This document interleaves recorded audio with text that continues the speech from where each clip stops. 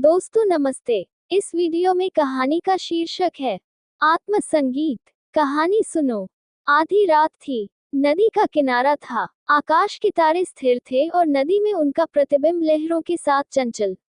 एक स्वर्गीय संगीत की मनोहर और जीवनदायिनी प्राण पोषणी ध्वनियां इस निस्तब्ध और तमोमय दृश्य पर इस प्रकाश छा रही थी, जैसे हृदय पर आशाएं छाई रहती हैं या मुखमंडल पर शोक।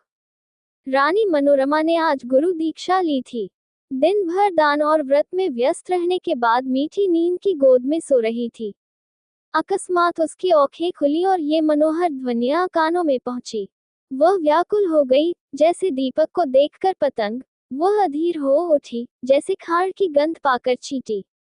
वह उठी और द्वारपालों एवं चौकीदारों की दृष्टियां बचाती हुई राजमहल से बाहर निकल आई, जैसे वेदनापूर्ण क्रंदन सुनकर आंखों से आंसू निकल जाते हैं। सरिता तट पर कंटीली झाड़ियां थीं, ऊंचे कगारे थे, भयानक जंतु थे, और उनकी डरावनी आवाजें शव थे और उनसे भी अधिक भयंकर उनकी कल्पना। मनोरमा कोमलता और सुकुमारता की मूर्ति थी, परंतु उस मधुर संगीत का आकर्षण उसे तन्मयता की अवस्था में खींचे लिया जाता था। उसे आपदाओं का ध्यान न था। वह घंटों चलती रही, यहाँ तक कि मार्ग में नदी ने उसका गतिरोध किया। मनोरमा ने विवश होकर इधर उधर दृष्टि दौड़ाई। किनारे पर एक नाव दिखाई दी। निकट जाकर बोली, माझी, मैं उस पार जाऊंगी। इस मनोहर राग ने मुझे व्याकुल कर दिया है। माझी, रात को नाव नहीं खोल सकता। हवा तेज है और लहरें डरावनी, जान जोखिम है। मनोरमा, मैं रानी मनोरमा हूँ। नाव खोल दे, मुंहमोगी मजदूरी दूंगी।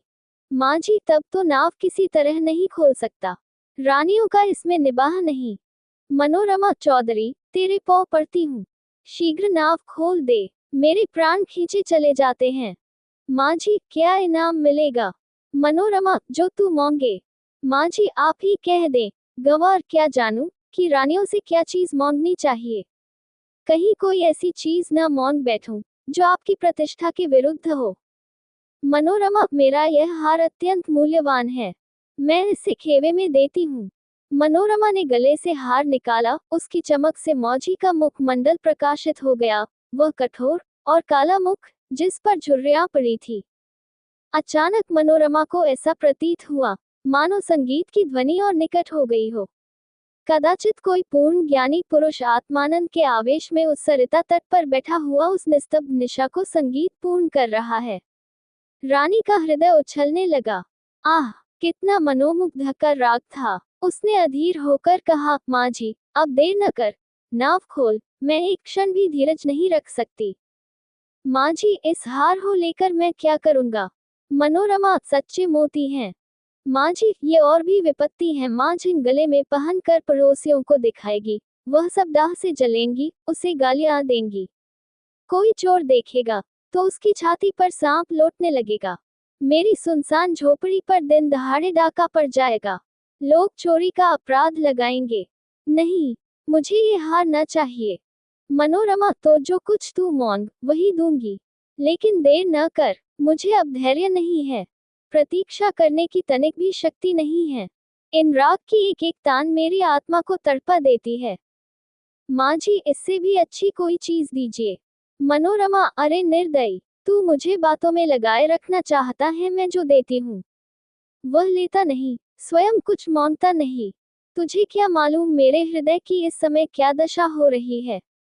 मैं इस आत्मिक पदार्थ पर अपना सर्वस्व न्यौछावर कर सकती हूँ। माझी, और क्या दीजिएगा?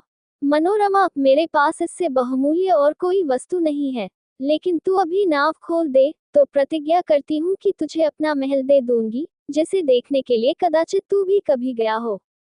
विशुद्ध श्वेत पत्थर से बना है, भारत में इसकी तुलना नहीं। माझी, हंसकर, उस महल में रहकर मुझे क्या आनंद मिलेगा? उल्टे मेरे भाई बंधु शत्रु हो जाएंगे। इस नौक पर अंधेरी रात में भी मुझे भय न लगता। औंधी चलती रहती है और मैं इस पर पड़ा रहता हूँ, किंतु वह महल तो दिन ही में फाड़ खाएगा। मेरे घर के आदमी तो उसके एक कोने में समा जाएंगे, और आदमी कहाँ से लाऊंगा? मेरे नौकर चाकर कहाँ? इतना माल असबाब कहाँ? उसकी सफाई और मरम्मत कहाँ से कराऊंगा? उसकी फुलवारियां सूख जाएंगी, उसकी क्यारियों में गीदड़ बोलेंगे और अटारियों पर कबूतर और अबाबिलें घोंसले बनाएंगी। मनोरमा अचानक एक तन्मय अवस्था में उछल पड़ी। उसे प्रतीत हुआ कि संगीत निकटतर आ गया है।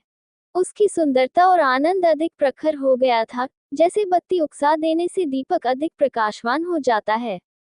पहले चित्ताकर्षक था, तो अब आवेशजनक हो गया था। मनोरमा ने व्याकुल होकर कहा, आह, तू फिर अपने मुंह से क्यों कुछ नहीं मौनता? आह, कितना विरागजनक राग है, कितना विह्वल करने वाला। मैं अब तनिक धीरज नहीं धर सकती। पानी उतार में जाने के लिए जितना व्याकुल होता है, श्वास हवा के लिए जितनी विकल होती है, गंध उड़ जाने के लिए जितनी व्याकुल होती है, मैं उस स्वर्गीय संगीत के लिए उतनी व्याकुल हूँ। उस संगीत में कोयल की सी मस्ती है, पपीहे की सी वेदना है, श्यामा की सी विह्वलता है, इससे झरनों का सा जोर है, औंधी का सा बल। इसमें वह सब कुछ है। इससे विवेकाग्नि प्रज्वलित होती, जिससे आत्मा समाहित होती है और अंतःकरण पवित्र होता है। माझी, अब एक क्षण का भी विलंब मेरे लिए मृत्यु की यंत्रणा है।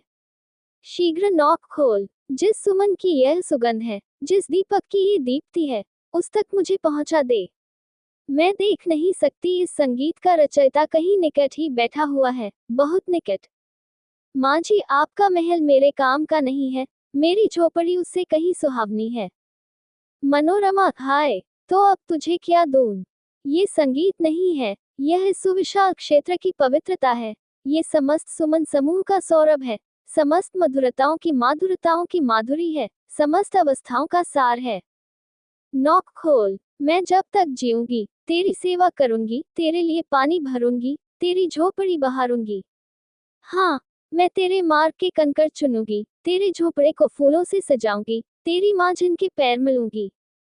प्यारे माझी, यदि मेरे पास 100 जाने होती, तो मैं इस संगीत के लिए अर्पण करती। ईश्वर के लिए मुझे निराश न कर। मेरे धैर्य का अंतिम बिंदु शुष्क हो गया। अब इस चाह में दाह है, अब ये सिर तेरे चरणों में है।